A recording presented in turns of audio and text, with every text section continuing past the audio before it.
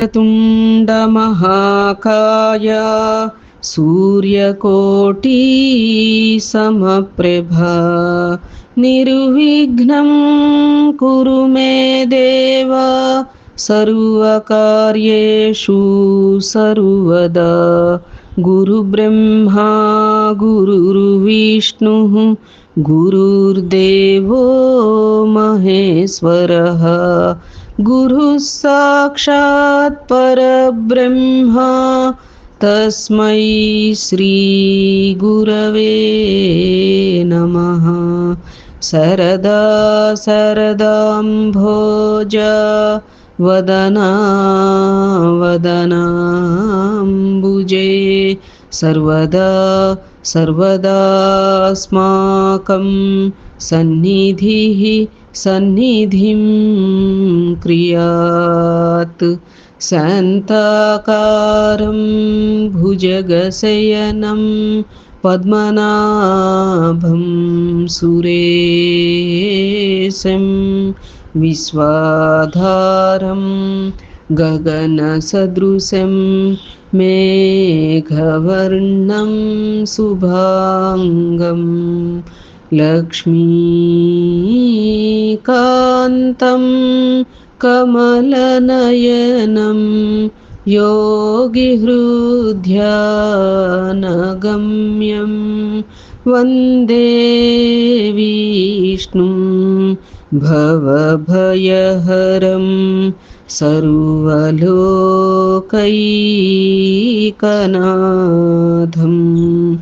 ఓం గం గణపతయే నమః.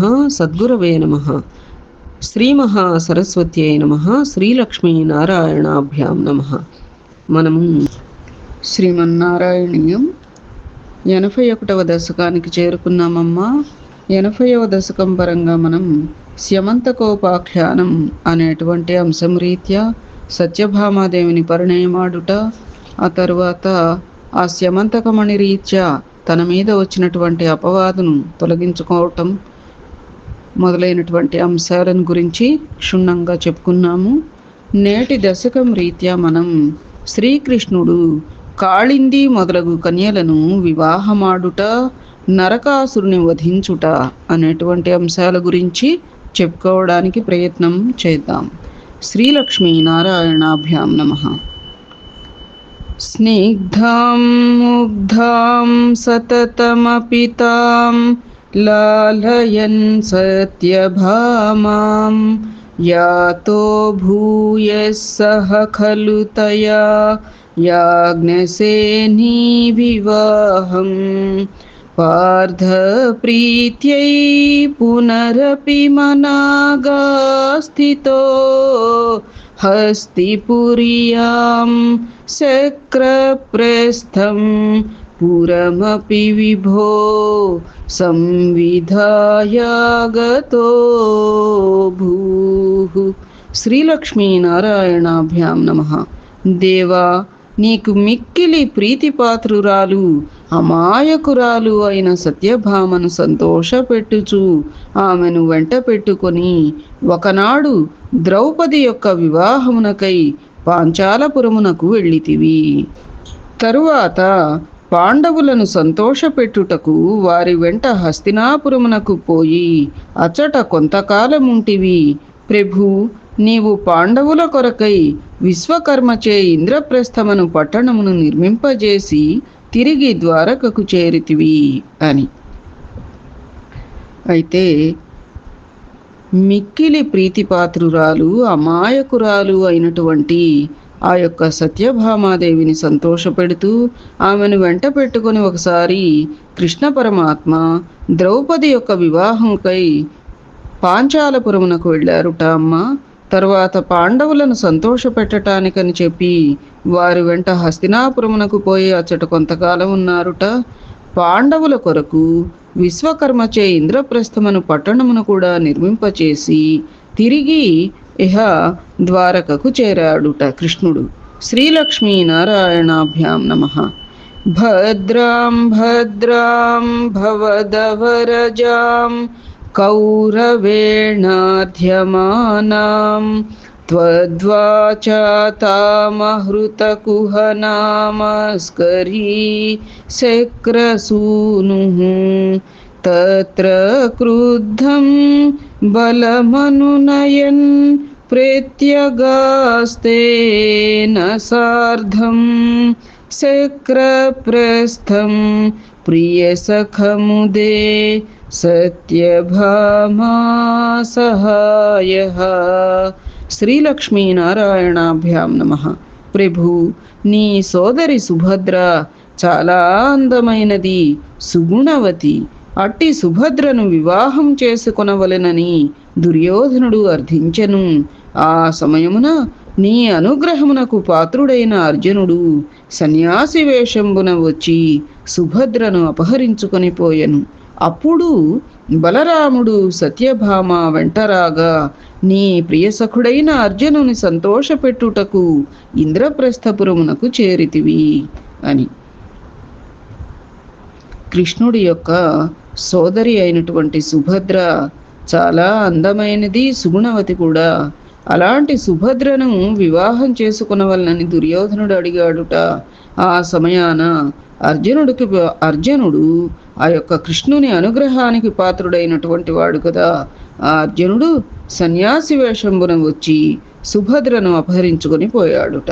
అప్పుడు బలరాముడు సత్యభామతో కలిసి ప్రియసఖుడైనటువంటి అర్జునుని సంతోషపెట్టడానికని చెప్పి ఇంద్రప్రస్థపురమునకు వెళ్ళారుట. అంటే ఇంటి అల్లుడుగా సత్కరించడానికి అన్నట్లుగా ఇంద్రప్రస్థానికి వెళ్ళాడనమాట. శ్రీలక్ష్మీనారాయణాభ్యాం నమః. తత్ర క్రీడన్నపి చ యమునాకూలదృష్టాం గృహీత్వా తం కాళిందీం నగరమగమః ఖాండవ ప్రీణితాగ్నిః భ్రాతృత్రస్తాం ప్రణయ వివసాం దేవా పైతృష్వసేయీం రాజ్ఞం మధ్యే సపది జహృషే మిత్రవిందమవంతీం. శ్రీలక్ష్మీనారాయణాభ్యాం నమః. దేవా, నీవు ఇంద్రప్రస్థమున పాండవులతో కూడి సరస సల్లాపములతో కాలక్షేపం చేయుచుంటివి. ఇట్లుండగా ఒకనాడు నీవు యమునా నదీ తీరమున కాళింది అను సుందరినిగాంచి ఆమెను చేపట్టి నగరమునకు విచ్చేసితివి.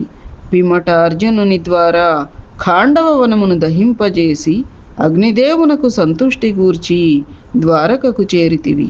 అవంతి దేశమునందు నీ మేనత్తయగు రాజాధిదేవి యొక్క కూతురగు మిత్రవింద నీపై ఎనలేని ప్రేమను కలిగి ఉండెను. కాని ఆమె సోదరులకు విందులకు అది ఇష్టము కాకుండుటచే ఆమె నిస్సహాయ స్థితిలో ఉండెను. స్వయంవర సభలో రాజులందరూ చూచుచుండగానే నీవు మిత్రవిందను తీసుకొని వచ్చి ఆమెను నీ అర్ధాంగి చేసుకుంటివి అని. ఇంద్రప్రస్థంలో పాండవులతో కూడి ఉన్నట్ట కొంతకాలం. అట్లా ఉండగా యమునా నదీ తీరంలో కాళింది అను సుందరినిగాంచి ఆమెను చేపట్టి నగరానికి విచ్చేశారుట. తర్వాత అర్జునుడి ద్వారా ఖాండవ వనమును దహింపచేసి అగ్నిదేవుడికి సంతుష్టి చేకూర్చి ఇక ద్వారకకు చేరాడుట. అయితే అవంతి దేశం నందు ఆ కృష్ణుడి యొక్క మేనత్త కూతురైనటువంటి మిత్రవింద కృష్ణునిపై ఎనలేని ఆ ప్రేమని కలిగి ఉందిట. కానీ సోదరులకు విందులకదేమో ఇష్టం కాకుండా ఉండుటచే ఆమె నిస్సహాయ స్థితిలో ఉండేటప్పటికీ స్వయంవర సభలో రాజులందరూ చూచుచుండగానే ఆ యొక్క మిత్రవిందను తీసుకొని వచ్చి ఆమెను పరిణయమాడాడుట కృష్ణ పరమాత్మ. శ్రీలక్ష్మీనారాయణాభ్యాం నమః. సత్యాం గత్వా పునరుదవహో నగ్నజిన్నందనాం తాం బుద్ధ్వా సపాపి చ వృషవరాన్ సప్తమూర్తిర్నిమేషాత్ భద్రాం నామ ప్రదదురథ తే దేవా సంతర్ధనాద్యాః తత్సోదర్యాం వరదా భవతः సాపి పైతృష్వసేయి. శ్రీలక్ష్మీనారాయణాభ్యాం నమః. ప్రభు, నగ్నజిత్తు మహారాజు కోసల దేశమును పరిపాలించుచుండెను. అతని కుమార్తె నాగ్నజితి. ఆమెకు సత్య అను మరి ఒక పేరు కూడా కలదు. ఆ దేశ రాజధాని అయిన అయోధ్య ఎందలి ప్రజలను 7 వృషభములు బాధించుచుండెను. అప్పుడు నగ్నజిత్తు మహారాజు ఆ పొగరుబోతు కోడెలను బంధించిన వానికి తన కుమార్తెను ఇచ్చి వివాహం చేయుదునని ప్రకటించెను. అంతట నీవు అయోధ్యకు వెళ్ళి 7 రూపములను దాల్చి ఆ 7 వృషభములను బంధించి నాగ్నజితిని పరిణయమాడితివి. స్వామి, నీ మేనత్త అయిన శృతకీర్తి యొక్క తనయయగు భద్ర నీపై అనురాగవతి అయి ఉండెను. ఆమె సోదరులకు సంతర్ధన ప్రత్యర్థనాదులు సాదరముగా నీకు సమర్పింపగా ఆమెను కూడా వివాహమాడితివి అని. పోన్లే, ఈవిడ సోదరులు పాపం సాదరంగా సమర్పించారట. మిగతా వాళ్ళందరికీ కూడా ఇష్టం లేకపోయింది కదా, రుక్మిళగాయతు. అది సరే. అయితే నగ్నజిత్తు మహారాజు కోసల దేశాన్ని పరిపాలిస్తూ ఉన్నాడుట. ఆయన కుమార్తె ఏమో నాగ్నజితి, ఆమెకు సత్య అనేటువంటి పేరు కూడా ఉందిట. అయితే ఆ దేశ రాజధాని అయినటువంటి అయోధ్య ఎందలి ప్రజలను 7 వృషభాలు బాధిస్తూ ఉన్నాయట. అప్పుడు ఆ పొగరుబోతు కోడలను బంధించిన వానికి తన కుమార్తెనిచ్చి వివాహం చేస్తాను అని ప్రకటిస్తే, అప్పుడు కృష్ణ భగవానుడు అయోధ్యకు వెళ్ళి 7 రూపాలను దాల్చి ఆ 7 వృషభాలను బంధించి నాగ్నజితిని పరిణయమాడారుట అమ్మ. ఆ తర్వాత ఆయన యొక్క ఇంకో మేనత్తగా ఉంది. మేనత్త అయినటువంటి శృతకీర్తి యొక్క కూతురైన భద్ర కృష్ణునిపై అనురాగవతి అయి ఉందిట. ఆమె సోదరులు సంతర్ధన ప్రత్యర్థనాదులు. వారు సాదరంగా ఆ యొక్క భద్రని సమర్పించగా ఆమెను కూడా కృష్ణ పరమాత్మ వివాహం ఆడారు అని. శ్రీలక్ష్మీనారాయణాభ్యాం నమః. పార్థాద్యైరప్యకృతలవనం తోయమాత్రాభిలక్ష్యం లక్ష్యం చిత్వా సఫరమవృథా లక్ష్మణాం మద్రకన్యాం అష్టావేవం తవ సమభవన్ వల్లభాస్తత్ర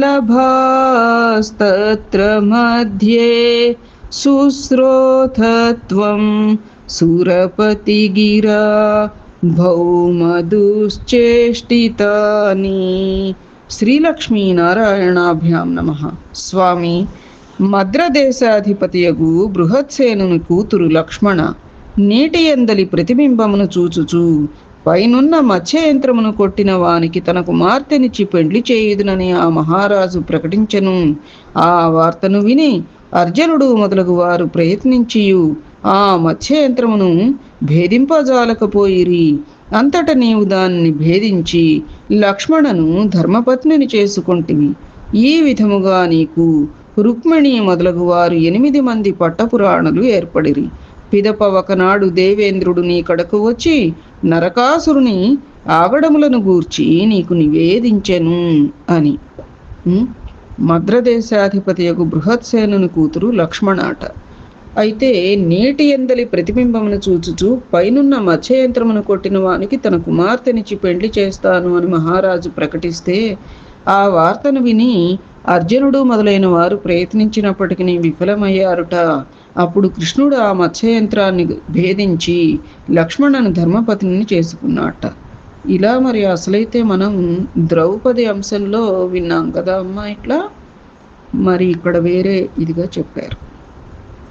సరే, ఆ విధంగా రుక్మిణి మొదలైనటువంటి 8 మంది పట్టపురాణులు ఏర్పడ్డారు. ఇప్పుడు పిదప ఒకనాడు దేవేంద్రుడు ఆ యొక్క కృష్ణుడి వద్దకు వచ్చి నరకాసురుని ఆగడములను గూర్చి తెలియచేశాడుట. శ్రీలక్ష్మీనారాయణాభ్యాం నమః.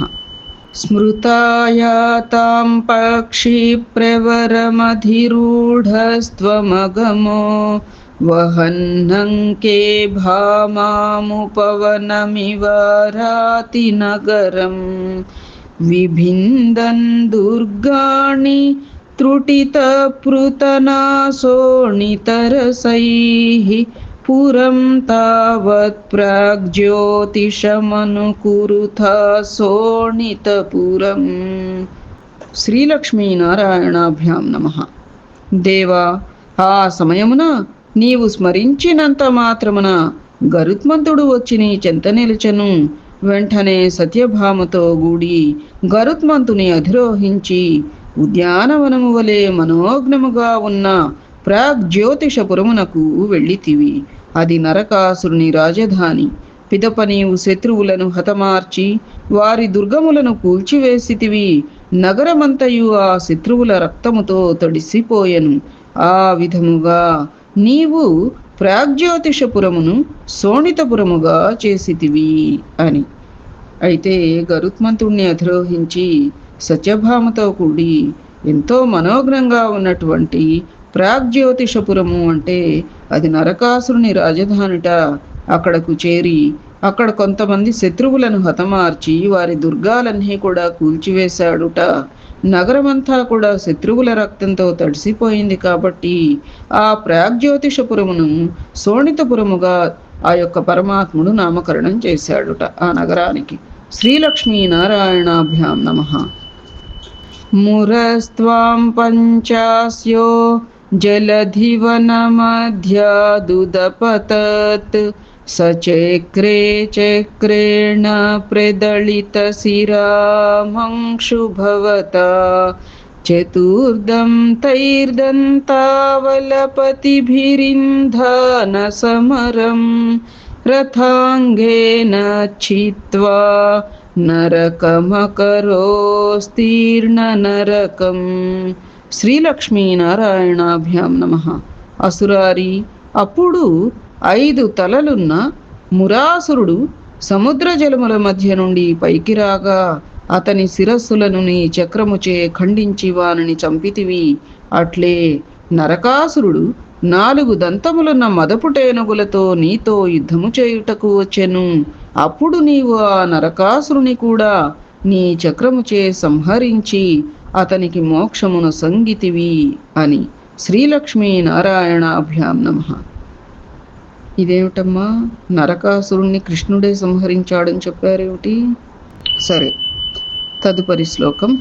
స్తుతో భూమ్యా రాజ్యం సపది భగదత్తే అస్య తనయే గజం చైకం దత్వా ప్రజిఘయిథ నాగాన్నిజపురీం ఖలేనా బద్ధానాం స్వగతమనసాం షోడశ పునః సహస్రాణి స్త్రీణామపి చ ధనరాశిం చ విపులం. శ్రీలక్ష్మీనారాయణాభ్యాం నమః. కృష్ణ, అప్పుడు భూదేవి నిన్ను చాలా స్తుతించినది.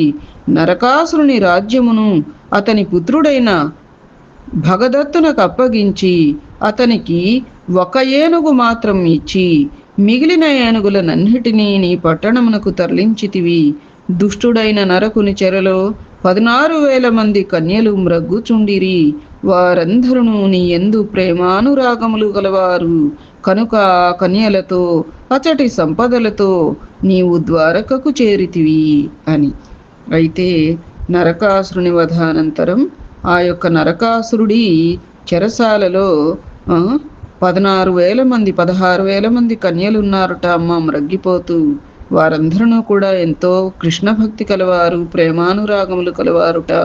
కాబట్టి ఆ కన్యలతోనూ అచటి సంపదలతోనూ కూడా ద్వారకకు చేరుకున్నాడుట. శ్రీలక్ష్మీనారాయణాభ్యాం నమః. భౌమాపాహృతకుండలం తదదితేర్ధాతుం ప్రయాతో దివం శేక్రాద్యైర్మహితః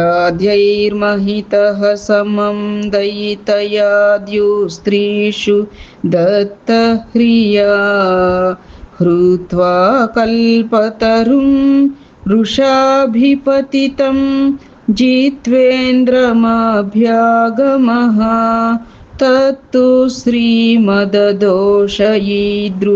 ఇతి వ్యాఖ్యాతుమేవాకృత వాకృతాః. శ్రీలక్ష్మీనారాయణాభ్యాం నమః. స్వామి, పూర్వం నరకాసురుడు దేవేంద్రుని జయించి అదితి యొక్క కుండలములను అపహరించి ఉండెను. నరకాసురవధానంతరం వాటిని తిరిగి అదితికిచ్చుటకై నీవు సత్యభామతో కూడి దేవలోకమునకు చేరితివి. అచట ఉన్న దివ్య వనితలు సత్యభామ యొక్క సౌందర్యమునుగాంచి మిక్కిలి సిగ్గుపడిరి. దేవేంద్రుడు నిన్ను మిక్కిలి గౌరవించెను. పిదప నీవు నందనవనమునందలి పారిజాత వృక్షమును తీసుకుని బయలుదేరుచుంటివి. అప్పుడు దేవేంద్రుడు, నేను ప్రార్థించినంతనే ఈ స్వామి నాకు నరకుని బాధలను తప్పించినాడు అని నీ ఎడ కృతజ్ఞత చూపకపోగా అతడు నిన్ను అడ్డగించెను. అంతట నీవు అతనిని ఓడించి ఆ వృక్షమును తీసుకుని ద్వారకకు చేరితివి.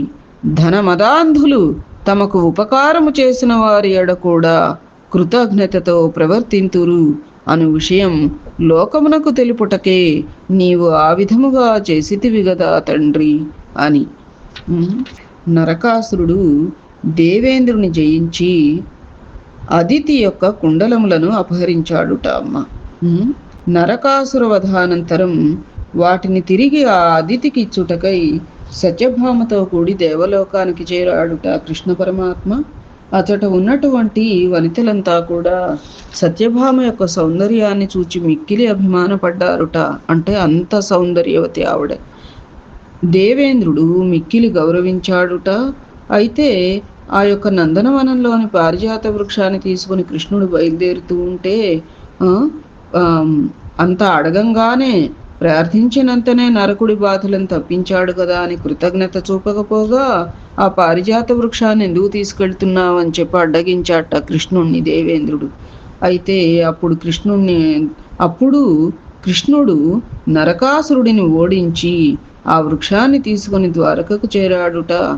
ధనమదాంధులు తమకు ఉపకారం చేసిన వారి ఎడల కూడా కృతజ్ఞతతో ప్రవర్తింతురు అనే విషయాన్ని లోకానికి తెలియచేయడానికి అన్నట్లుగా ఆ లీల చేశావు కదా స్వామి అని. శ్రీలక్ష్మీనారాయణాభ్యాం నమః.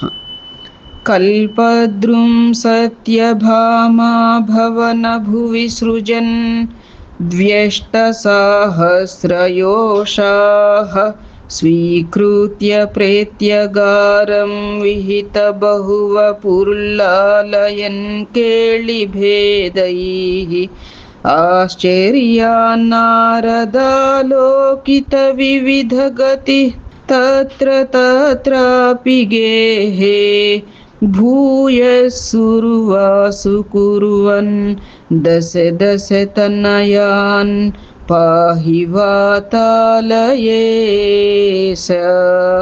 శ్రీలక్ష్మీనారాయణాభ్యాం నమః. ప్రభు, స్వర్గలోకము నుండి తీసుకుని వచ్చిన పారిజాత వృక్షమును నీవు సత్యభామ యొక్క ఉద్యానవనమున నాటితివి. నరకాసురుని చెర నుండి విడిపించి తెచ్చిన 16,000 మంది కన్యలను నీవు చేపట్టితివి. అనేక రూపములను ధరించి వారిని అందరినీ సుఖపెట్టుచుంటివి. ఈ విషయములను వినిన నారదుడు నిన్ను దర్శింపవచ్చెను.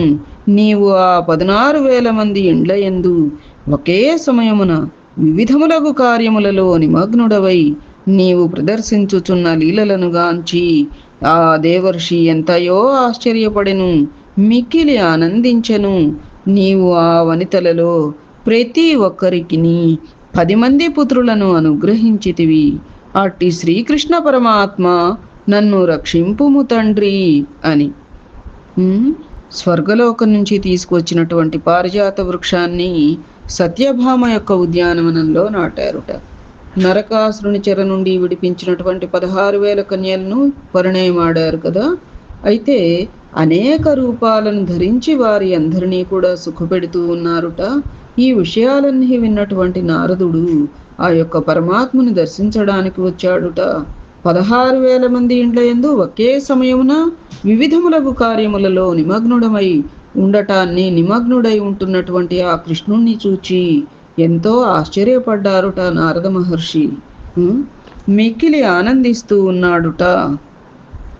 అయితే ఉండండి ఒక్క నిమిషం. ఇక్కడ ఆ యువతులతో ఇప్పుడు 16,000 మంది దగ్గర 16,000 కృష్ణ రూపాలతో అట్లా ఉన్నారు కదా అమ్మా. అయితే ఆ యువతులతో వినోద విలాసములను సరస సల్లాపములను కొనసాగిస్తూనే ఒకచోట ధర్మ కార్యాల్ని నేర్పుతూ ఉన్నాడుట చూడండి. వేరొక చోట అర్ధార్జన చేయిస్తూ ఉన్నాడు. ఒక తావున గృహస్థుని వలె ధర్మసమ్మతములైన విధులను అనగా బావులను త్రవ్వించుట, చెరువులను ఏర్పరచుట, ఆశ్రమములను ఉద్యానవనములను నిర్మించుట మొదలైన లోక కళ్యాణ కార్యములను నిర్వర్తించుచుండెను. మరి ఒక తావున ఏకాంతముగా కూర్చుని ప్రకృతికి అతీతముగా పురుషోత్తముని ధ్యాన నిష్టలో నిరతుడగుచుండెను సాయిరాం. వేరొక ప్రదేశమున గురుజనులకు వలసిన సామగ్రిని సమకూర్చుచు వారికి సేవ శుశ్రూషలు గావించుచుండెను. ఆ మహాత్ముని ఈ లీలలను గాంచి ఆ దేవర్షి మిక్కిలి ఆశ్చర్యమునకు లోనయ్యను అని. అయితే అంతేకాక ఆ వనితలలో ప్రతి ఒక్కరికి 10 మంది పుత్రులని అనుగ్రహించాడుట అమ్మ. అట్టి శ్రీకృష్ణ నన్ను రక్షింపుము తండ్రి, మనలనందరినీ కూడా చల్లగా చూచి కాచి రక్షించాలి. మన యొక్క అనారోగ్య బాధలన్నీ కూడా చక్కగా నశించిపోయి హాయిగా బ్రతికిన నాళ్ళు ఆరోగ్యంగా హాయిగా ఆనందంగా ఉండేటువంటి భాగ్యాన్ని ఆ పరమాత్మ అందరికీ కూడా ప్రసాదించాలి అని కోరుకుందాం. ఏమ్మా, శ్రీకృష్ణుడు కాళింది మొదలగు కన్యలను వివాహమాడుట, నరకాసురుని వధించుట అను 81వ దశకం సమాప్తం. ఏతత్ఫలం సర్వం సద్గురుచరణారవిందార్పణమస్తు. సద్గురవే నమః. శ్రీమాత్రే నమః. శ్రీలక్ష్మీనారాయణాభ్యాం నమః. నారాయణ నారాయణ గోవింద, శ్రీమన్నారాయణ నారాయణ గోవింద, నారాయణ నారాయణ గోవింద, లక్ష్మీనారాయణ నారాయణ గోవింద, నారాయణ నారాయణ గోపాల, శ్రీమన్నారాయణ నారాయణ గోపాల, నారాయణ నారాయణ గోపాల, లక్ష్మీనారాయణ నారాయణ గోపాల. శుభం భవతు.